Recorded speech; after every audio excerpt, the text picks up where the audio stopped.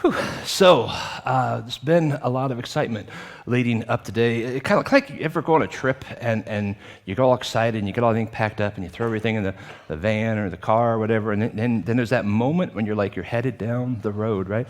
And everything is right. You know, you finally left town, you've seen the goodbye town and the rear view mirror, and you're in some journey. You don't even know what's going to happen. It's going to be exciting, but you don't know. I mean, you have a plan, but you don't know exactly what's going to happen in this adventure. That's kind of where we're at as a church right now. We've packed the car, we've backed out of the driveway, we're on the first leg of this trip starting right this moment. We're headed down into the open road, and the thing is, nobody really knows what we're going to look like in 10 weeks. Nobody knows what's going to be going on in my soul 10 weeks in the day. I have a feeling it'll be different than what it is right now. But I don't know. I don't know what God has in store for you individually. I don't know what he has in store for me. All I know is I'm open to anything he wants to do. I was thinking about this, and it kind of got me thinking about the first time we went to Africa several years ago. I never intended, to go to Africa, but I ended up going, and as the days were coming closer for me to go, I was just praying that God would use me, to change Africa and however He wanted, to do whatever He wanted through me. And as it turned out, God used Africa to change me. It was completely the opposite than what I had anticipated. And it all started with my friend Al. We're part of a preacher group on Facebook, and a bunch of preachers from around the country. And he threw a thing out one day in this group, and he said, for $100, you can sponsor a Bible college student in Zimbabwe it will cover his room and board and his tuition and books, everything, for 1 month. And at the time, I thought, that's fantastic. I mean, that is terrific. It's like, I don't have to go to Africa, but yet I can have an influence in evangelizing the continent of Africa. I mean, how good is it? I mean, I've spent $100 on far less noble things than that before. And so I scrapped some money together and sponsored a student, probably 2 or 3 months, I don't know how long. And then I happened to see Al one day at a conference. It was a missions conference, international conference on missions. And I was there, and I went by his booth because I knew he'd be there. And I said, hey, blah, blah, blah. We always talk on social media. We never see each other face to face. And we're talking about Africa. And it's interesting. Funny thing is, he says, well, why don't you go to Africa with us? We're going in 6 months. I'm like, no, you don't understand. I sponsor someone so I don't have to go because they already know the culture. They know the language. I mean, what am I going to do? I'm going to walk around. I don't know Shona. I don't know the culture. I just don't know. I don't want to just go for some trip, And he goes, no, you got to come. And we ended up going, as you know, and then it was just amazing time.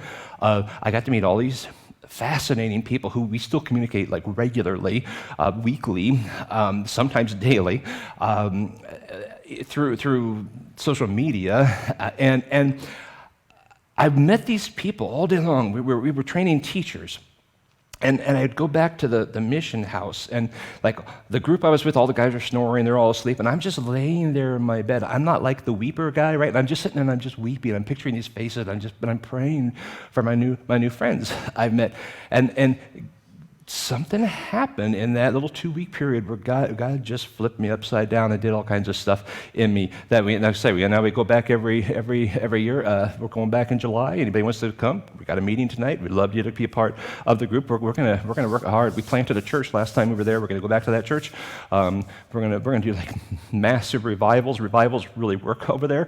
Everything that worked here 50 years ago works there really now. So vacation Bible schools and revivals. We're gonna go crazy on it. The point is, I had not expected any of that. I was just going to go check out Africa because I want to see what's going on with the student I'm sponsoring. And God took me on a journey that I had no idea. Now we're about to go on a journey as a church, not to Africa, but one that might impact you just as deeply. Matter of fact, it has impacted people all over the world. Tens of thousands of people who've been through this have been impacted deeply. It's called Rooted. And if you open yourself up to what we're about to do and ask God, this isn't like open yourself up to some indoctrination. I mean, it's a you and God thing that's going on. Open yourself up and ask God to use this next 10 weeks. It will literally change your life. If you follow the plan, you get involved in a group where we have a setup, do your best to spend 10 weeks in a row with this group, applying what's taught and discussed, interacting with God daily. That's part what the book is all about, interacting daily through prayer and through study and looking up scripture and things, engaging in the special projects that are part of this. It will change you for the better. It really will. Now, if you bought a book, it looks like that, and it tells you exactly what it's all about, connecting you with God, the church, and your purpose. That's what we're going to talk about the next week, next 10 weeks, is you connecting. If you don't have one and you need one, let Steve or Brandon know immediately, or let me know if I wasn't sure if they're still out there after this service. Let me know, because I'll have to get them ordered this week. I kept ordering more as we were selling out the last couple weeks, and they might have ran out. I didn't check before the service. There was only a couple left. But it tells you exactly what this journey is going to be about. I want you to think about it. If I were someone who just didn't know anything about God, I just didn't know. I had no idea who God was. Never gone to church. Never had a relationship in any way. Maybe saw some TV stuff or radio or podcast or whatever, but they just don't know. And I wanted to suddenly, I wake up one day and think, man, I want to know about God. I got to find out what is this real? I want to know about it. There are three things I would look for. I would look for a church, but then there's churches on every corner. Like, well, where do you go? I don't know. How do you know? What does Pathway Church mean? No, I don't know. What do you even do? There's three things that I would look for in a search for a church. And it looks very, very similar to the things you see on the book there. One is I would want to connect with God. That's my goal. I want to connect with God. I want to know who He is. I want to know how to interact with Him. I want to know how to pray. I want to know how do you, people talk about, I have a relationship. It's a relationship, not a religion. Well, what does that even mean? How do I have a relationship with this God? So we're going to spend some time on this journey understanding who God is. And there'll be a little homework in the book that you do every few minutes every day to help you read Scripture and get to know Him and communicate with Him in prayer. And you'll learn some ways to connect with God. Because what happens is we tend to view God from our own angle. Some people see God as like an angry drill sergeant. He's just yelling and he's always trying to get you to get better. You're never good enough and yelling at you. Some see Him as like this angry judge who just can't wait to send you to an eternal damnation. And there's other people who see Him as this kind of like hippie guy on ice roller skates with a bathrobe. He doesn't care what you do as long as you just love everybody. Group hug. Some people see Him that way. The thing is, what's really like? Because how I view Him may not be accurate. I can't trust me. What is He really like? That's what we're going to be investigating in this journey of Rooted, is who is He? What is He like? And we'll look at some of that. Also, I'm going to want to connect to a church body. I really connect to a church body. I don't care what building they meet at or where it's at. I don't need a celebrity pastor to be everybody impressed. Like, ooh, you go to that church. I don't need a program for every hobby my kids have. What I want is a community of believers who really know me, who understand me, who love me in spite of me. They know all my warts and all my flaws, and they go, yeah, he's working on it. I love it. And it will call me on it if I'm not working on it. But love me enough to accept me. That's what I would look for. I want that in a church. One of the goals of Rooted is to help you get into a group of people where you'll spend enough time together where you will start to let some of the barriers down. Because, let's face it, we all walk in with barriers, How's it going today? Great. And inside you want to say how you really feel, but nobody has time. Nobody has time for that. You want a group of people, you can say, hey, can we just go down the hall and talk? We're going to skip church today. We're going to go in this room. We're just going to talk, and it's okay. It's okay. Where you can tell your deepest secrets and help and ask for prayers and ask for encouragement in that area. That's what we want to develop in these groups, is a place of rich, deep fellowship. We're going to give you some time to do that, where you can tell your story and how God is moving in you and changing you and transforming you, and have people can applaud that and also encourage you along the way.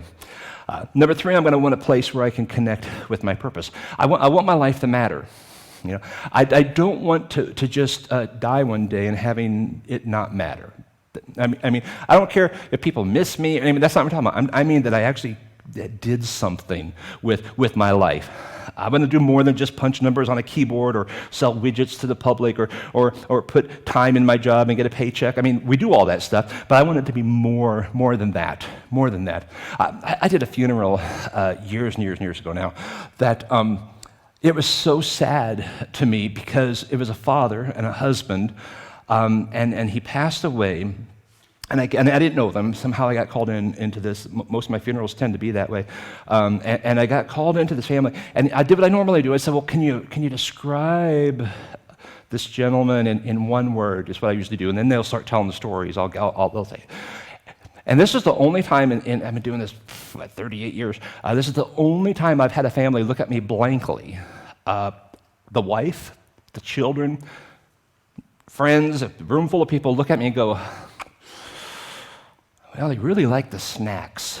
And I'm like, is this on? I was like, what? The snacks? Yeah, I love potato chips. And I love the popcorn. And I spent like an hour and a half trying to pull something more than that out. Never got anything. It was a really scripturally deep sermon because I couldn't talk about the guy other than, well, he liked the barbecue chips. That's probably what got him because he did have a heart attack at 48. I mean, it was super, super, super sad. I want my life to be more, nothing against him. I'm just saying whatever his purpose was, people didn't catch it.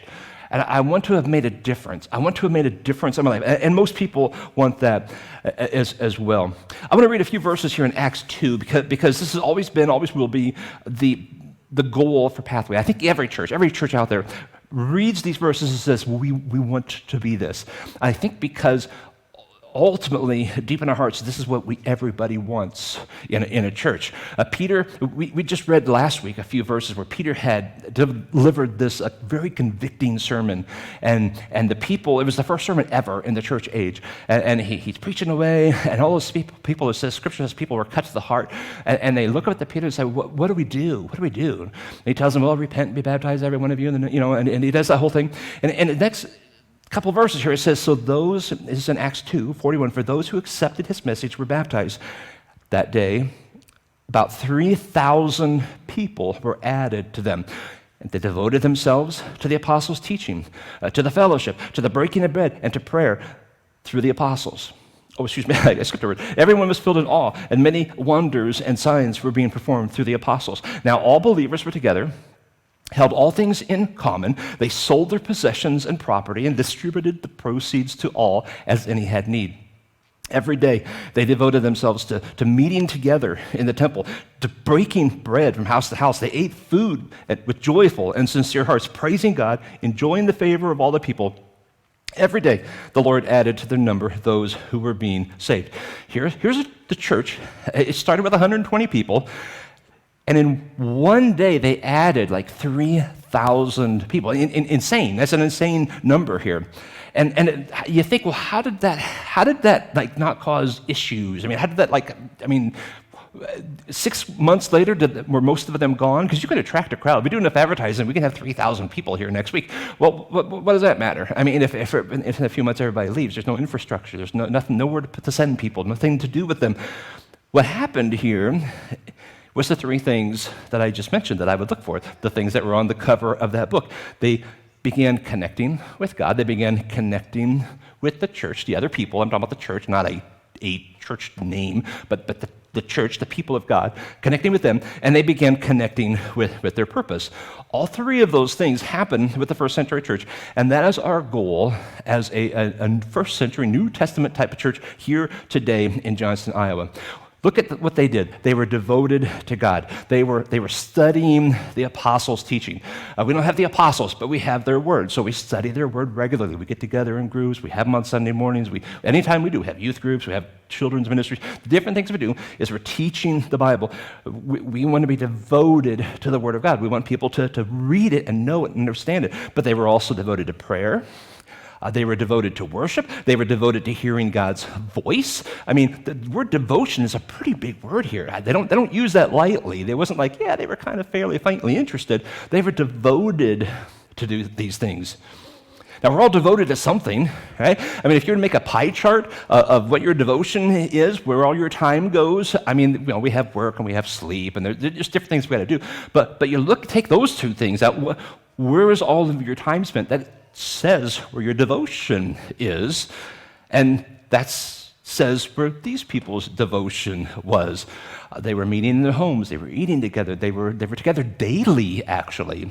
In the modern church, we're like, we go once or twice a month. You know, that's pretty good. They met every day together in their homes, in the temple courts. They didn't have church buildings, so it was like they went to the temple, and it was a big enough place they could do the Jesus stuff, while the Jewish Pharisees and scribes and stuff could do stuff over here, and they were spread out. They could handle that. They were devoted to these things.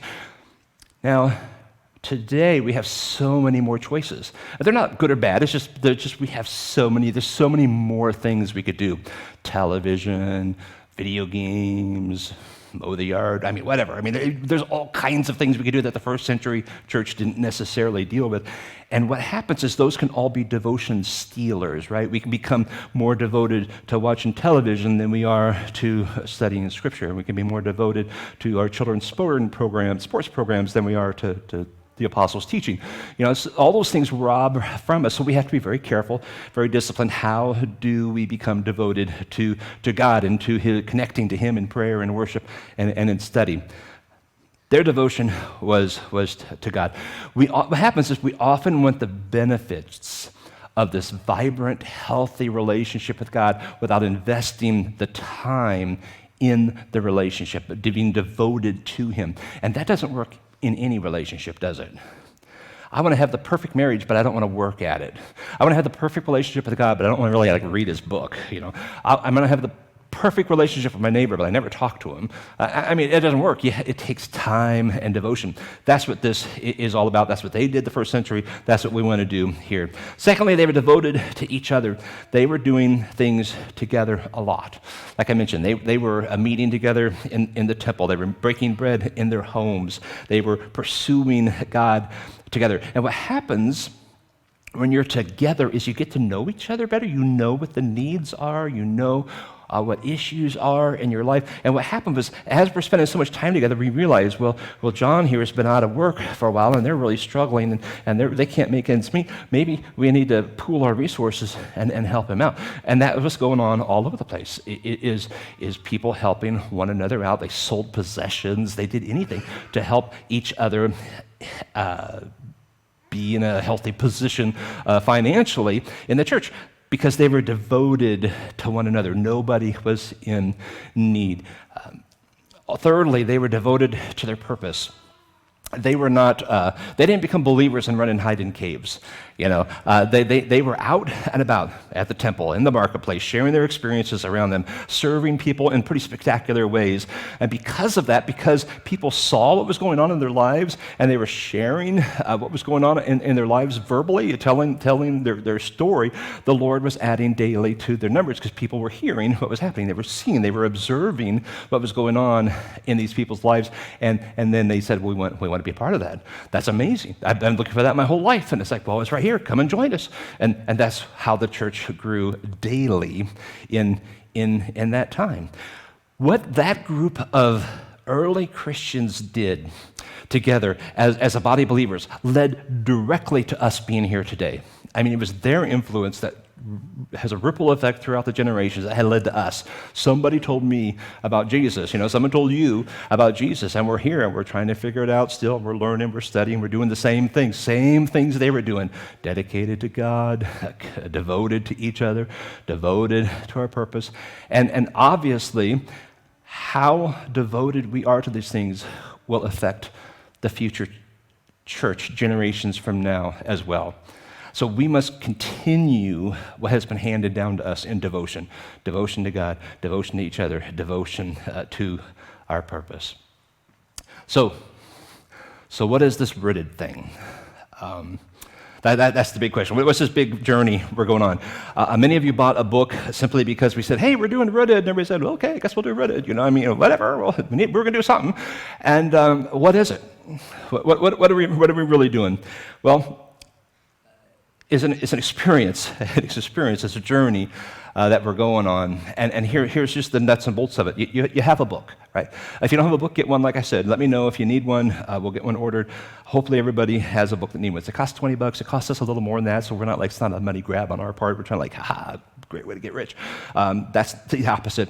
Now, in this book is a collection for the next 10 weeks of 5 daily readings. Okay? Did you hear that? 5 daily readings. So the intent is not 25 minutes before a group saying, oh, no, I didn't do my homework. Because then you just crammed 5 days worth of processing with God into 25 minutes that you didn't really process. You just fill out blanks so you could have a conversation with your group. I'm not nearly as concerned as the conversation you have with your group as I am the 5 days. And it's like 5 to 10 minutes. It'll be whatever you put into it. I mean, it's not like you have to blank out the day, take a 10-week vacation. That's what we're talking about. It's a few minutes every day. There's like 2 pages or 3 pages per day that you go through in this book, and it'll guide you, give you some thoughts, give you some scripture, give you some thoughts to contemplate, write some stuff down. And the whole point is you getting into a rhythm, a habit of daily working on your relationship with God. If you're not doing this, this will be effort in the beginning. By the end of the 10 weeks, you won't want to stop ever. Okay, and if you've done it before and you've fallen off, this will get you back on track. Okay, that's what it's all about. So please don't do it all in one quick moment. Take a few minutes every single day. Go through your little reading. Start pointing your mind in the direction that the conversation will lead to when you get together in your group, and then you'll get together and you'll have other people's input, and they'll be like, interesting, food for thought and that type of thing. Now, your first meeting, you'll go over some preliminary things, and once you've met, you'll get that ball rolling. You'll be filling in your stuff. Talk to your facilitator. You're doing different things there. So if you're in a group, make sure you know what's going on. On Sundays, I'm going to follow the same topic. That's not part of the Rooted plan. I'm just doing that because I thought it'd be kind of fun. I know not everybody's going to be in Rooted, so at least everybody will know what we're talking about, what we're doing, where we're headed, and we'll get to, in a small few moments, share what the church is going through. So I'll hit this.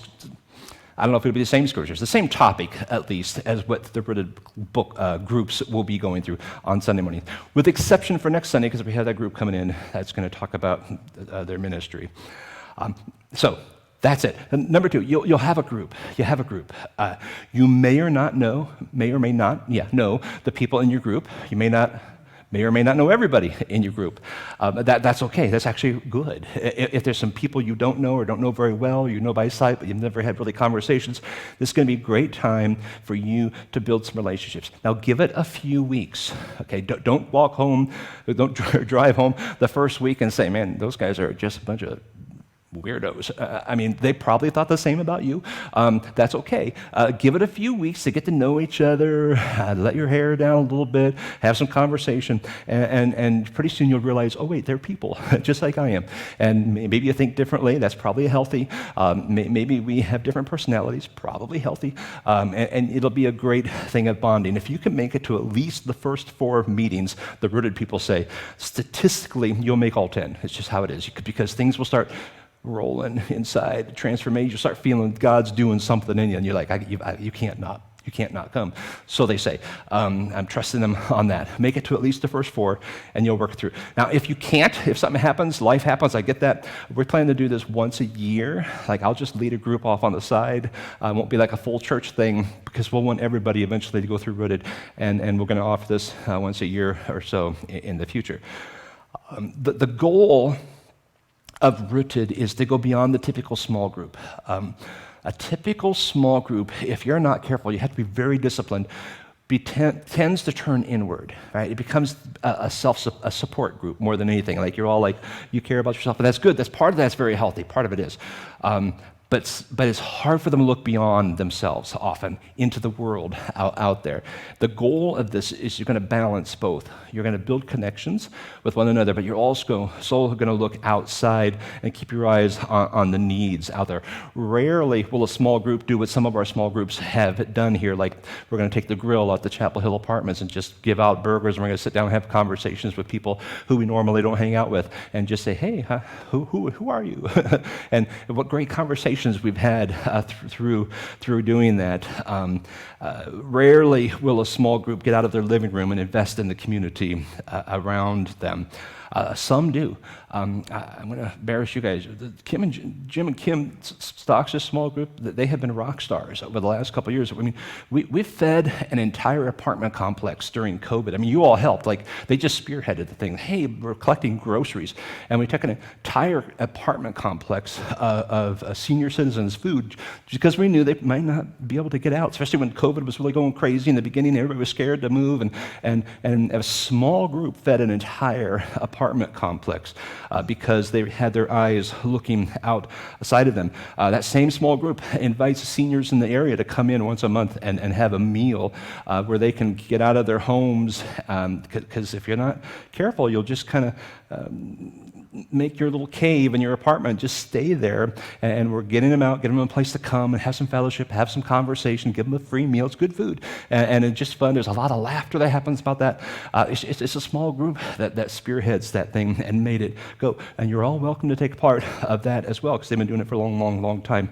It's been very purposeful. It doesn't happen naturally. The part of Rooted is we're going to give you an experience where you're going to go do something, and your group will decide what that is, where you're going to get out of your comfort zone and do something where you're going to serve somebody that's not you.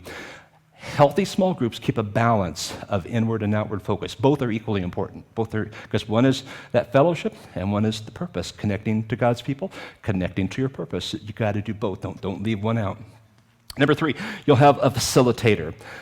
They're not there to teach you. They're not there to have all the answers for all of the questions. They're more as a guide in the journey. They're kind of like Yoda in Star Wars, right? He didn't have all the answers, but he answered the questions or asked the right questions to get you seeking and thinking, or Gandalf in Lord of the Rings. The goal is to guide you in the right direction. They're not going to tell you how to live your life or how to think. They're going to help you figure that out between you and God on your journey. Number 4, last thing is you'll have experiences. Jesus did not just gather his disciples together and have a flannel graph lesson with a little felt board and tell them about stuff. He sent them out to make a difference. He sent them out by twos and to be kingdom builders, right? He sent them out for experiences. Part of the Rooted is to send you out with experiences. It will stretch your prayer life. There will be a prayer event that you guys can decide as a group. You can do your own, or we'll have a group one here, but it'll be an extended prayer time, probably bigger than what you're used to. We'll have an opportunity to serve. That'll be something your small group, your Rooted group, will decide what to do. And then we'll end with a big worship event where we will tell our stories. People will get to tell their stories of how God has transformed them over the past few weeks. And I've watched videos of these, and it's incredible to see how God has changed people in a short amount of time. He just seems to do it. Especially if you open yourself up to it. This is not a program that's going to be the magic easy button that says, okay, everything's going to be great. Everything's going to be great. This is for you to engage in. And like anything else, the more you put into it, the more you will get out of it. So I don't know what God's going to do in your life the next few weeks. I don't know what he'll do for each of you individually. But if you let him, he will take you on a ride that will change the trajectory of your life. I've heard it from people personally. I've read stories about it. I've seen videos. It can be a fantastic thing. And here's the thing, it's only going to be the beginning. Because this doesn't end in 10 weeks. It just launches you into a new relationship that helps you feed off of God. And God, who knows what God will do with you once he really has you right where he wants you. And you're responding and brave enough to do the things he asks you to do. Now, if you don't have a group yet, that's okay. We have sheets down there. If you want to jump on, you can jump on today. We can get you books. If we don't have any down there, we can get you set up. The easiest is there's a 9 a.m. We have a 9 a.m. service here. We reserved the big classroom right across from the cafe there. We're going to have a group going on in there. So that's probably, if you want to get your toe in to see what it's like, that's probably the best place to start. Or grab one of the groups. Like I said, you can see there different times, different nights, depending on your schedule. But find a group, connect with it, and let God mold you into whatever He's going to do. Let Him change you. I'm excited about what that's going to look like. Brandon and Terry Veverchek will be leading the 9 o'clock group, and he's excited to do that as well. All right. A little bit different for a sermon topic, but I wanted to kind of kick it off. We've been talking kind of about it, throwing the idea out, how this really things happen. I wanted to give you an idea in a group setting, what it's like. It officially starts today. My group meets like in a few minutes down the hall. Would you pray with me? And man, I can't wait to hear the stories. We're going to hear stories in 10 weeks. I can't wait to see what God does. Let's pray.